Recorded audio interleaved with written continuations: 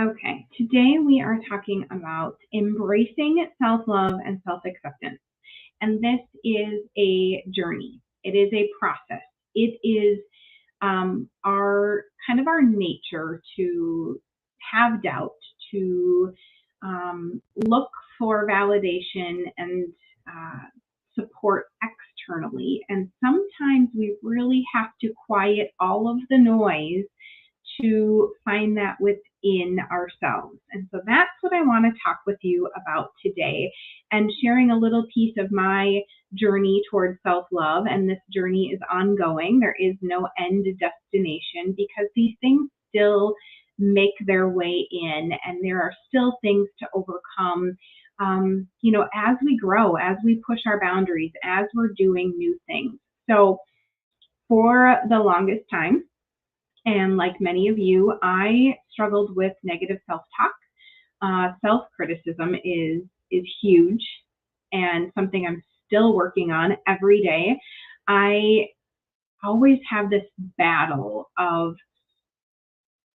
am I doing enough? Am I good enough? And for people who are continuing to grow, this idea, this comparison to other people, will I ever get there? We see other people being successful in certain things, whether it's in their health or their businesses or their careers and parenting.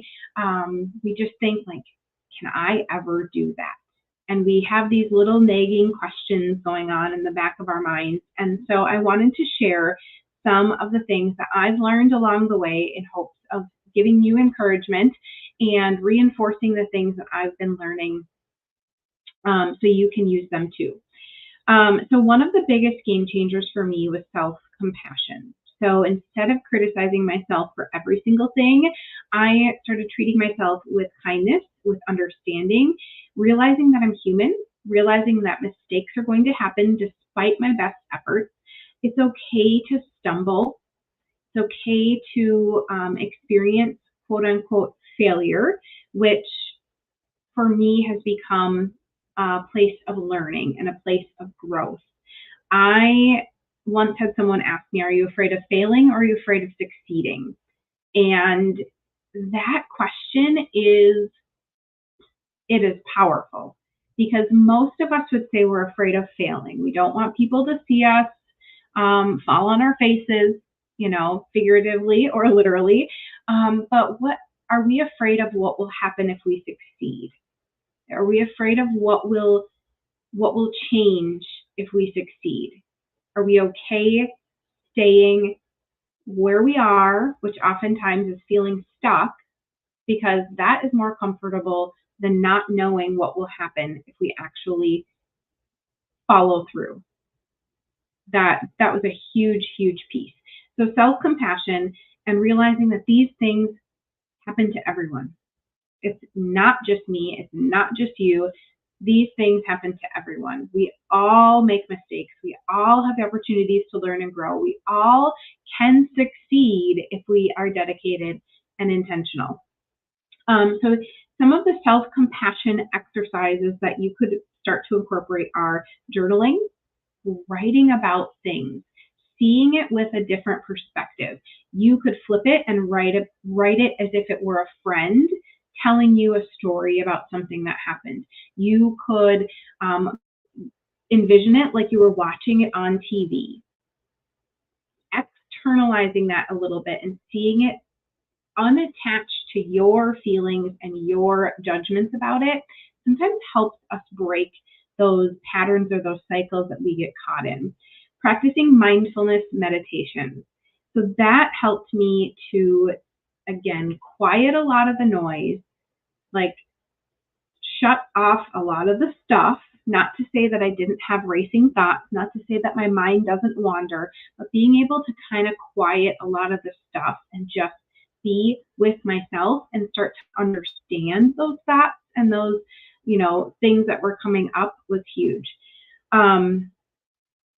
Another thing is challenging negative thoughts. So this is kind of another exercise that you can do. Whenever that voice of doubt creeps in, make a conscious effort to counter it with positive things, using your affirmations, using powerful beliefs. I have things, here in my space that are constantly giving me that reset, constantly giving my mind and putting in front of my eyeballs these positive things.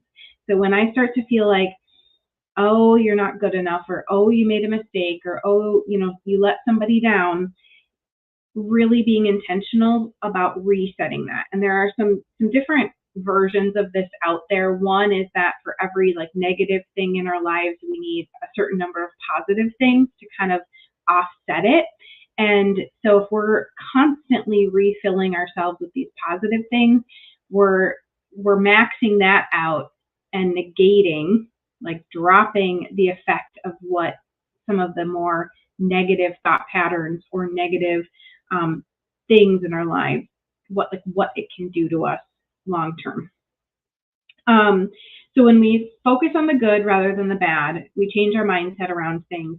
It's amazing what happens when we start to look at things like we all have stuff. We all have things that happen that is just hard. But can we get through it without letting it completely bog us down, without letting it set us back and hold us back? We can get through these things. We can navigate challenging things and come out the other side with a different mindset if we go into it having that positive connotation in our mind. The next thing is having a community, having support. So again, you've probably heard me mention that it's very hard for us to ask for help. It's very hard for us to lean on people. We think that we're being a burden. We think that they'll see us as being weak, or that we can't do it all ourselves. And well, we're supposed to be able to do it all ourselves, right? And that's just not true.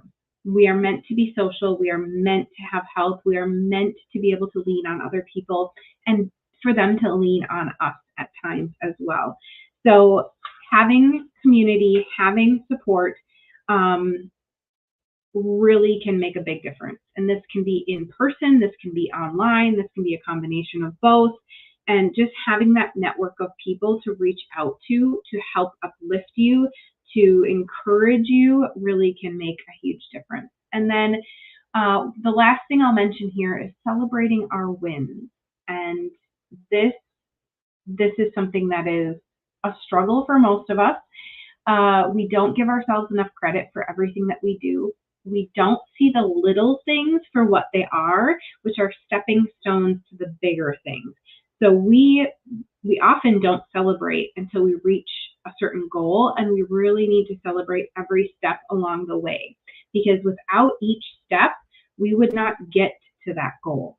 So each step we take is a win, is a reason to celebrate. So it often seems really insignificant. It seems like, oh, well, I just did this one thing. But that one thing, day after day after day after day, is what gets us to the end result. And so it's a testament to our strength, to our resilience, to how we show up, and helps us accomplish that longer term thing at the end. And a lot of times we reach that thing and then we're like, oh, what's next? We don't pause. We don't take a space to say, wow, look at what I did. And I encourage you to do that. So one thing that I do is I have a journal that at the end of each month, I look at what happened that month. What are the things that I did that month that I never thought I would do? Or what things did I do that really made a difference in the big picture? What things was I invited to show up for that I probably wouldn't have done in the past? And how I get that is because each day in my planner, I'm writing down smaller things that I've been doing to grow, to push myself, to learn, to be better, to show up better. So I use those little wins to make this monthly list. And year over year, then you really start to get to see how far you've come. A lot of times we don't realize everything we've done to this point. And when we look back at that, we see exactly how amazing it is and how amazing we are. So that's kind of what I have for you today on this journey of embracing self-love and self-acceptance. It is hard. We doubt, we have fear, we have all these things that creep in that make us think, can I do this? Am I good enough? Will I ever be as fill in the blank as so and so? And when we start to break down these little things again, so being compassionate toward yourself, thinking of yourself like you would someone you love. If I'm frustrated about something, it does me no good to say, well, you should have done better. Would I say that to my friend, or would I say that to my son? You should have tried harder. Generally not. There is a thing called tough love, but generally we are a little bit more thoughtful and kind about saying, did you try your hardest? Did you give your best effort? And then realizing that, yes, that was my best, or no, I did fall a little short, and next time I could change that. So self-compassion, challenging negative thoughts, having a community of support, people you can lean on, and if you need someone, I am here for you, and then celebrating your wins. Those are things that you can do to help you accept yourself, who you are, who you're meant to be, who you're growing into, and really love yourself every day.